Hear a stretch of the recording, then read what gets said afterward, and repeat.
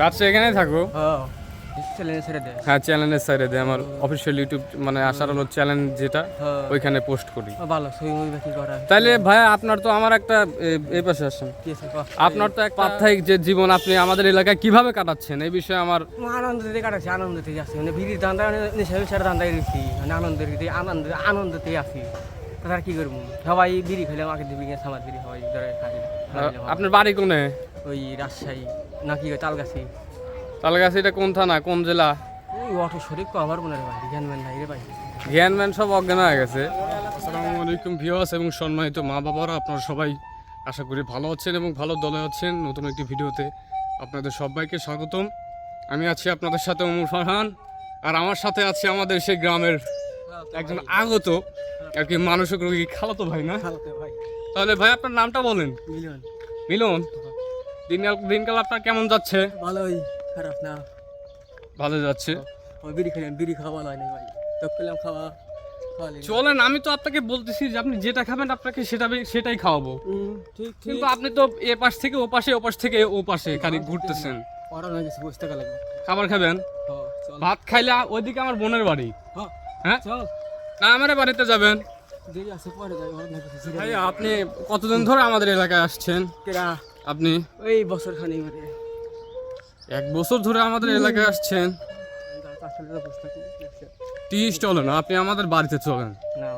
আপনি আমাকে খালাতো ভাই বলেন নাই, তাইলে আমি কি আপনার খালাতো ভাই না?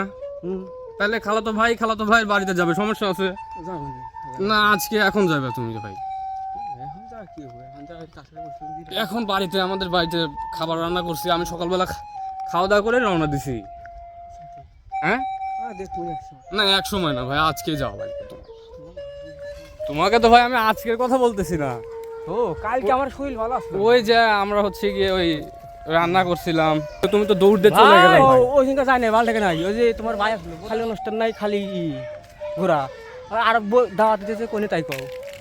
এখন আজকে দাওয়াত করে জানি না, আজকে আমার বাড়িতে তোমার দাওয়াত। চলো ভাই, তুমি সকালবেলার খানাটা তুমি আমার বাড়িতে খাবে। দাওয়াত হ্যাঁ কি হয় না, দেখানো এখানে, এখন যাওয়া লাগবে তোমার। আজকে সারাদিন আমি তোমার সাথে। ওকে দেখে গ্রামের এক একজন এক এক রকম কথা বলে। কেউ বলে সিআইডি, কেউ বলে সাংবাদিক, কেউ বলে গোয়েন্দা, এরকম আরো অনেক কিছু আছে।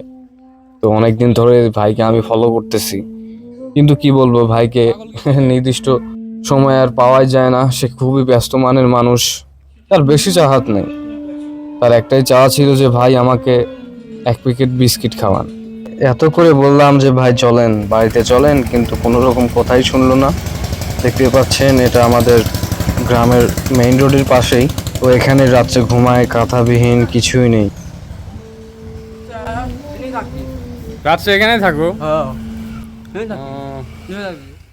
এই ছিল আমার কাছে আমাদের গ্রামের আগত মোহাম্মদ মিলন ভাইয়ের প্রাত্যহিক জীবনযাপন।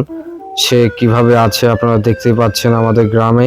সে তার নিজের গ্রামের কথা বলতে পারেন না, সে তার লোকেশনও বলতে পারেন না। তো আর দেরি না করে ভিডিওটি শেয়ার করে দেন। আপনার একটি শেয়ারে বদলে যেতে পারে মিলন ভাইয়ের জীবনযাপন। হয়তো তার মা বাবা চেয়ে আছে তার পথ। ভিডিওটি ভালো লাগলে লাইক, কমেন্ট, শেয়ার দিয়ে পাশে থাকবেন আর চ্যানেলটি সাবস্ক্রাইব করবেন। আসসালামু আলাইকুম।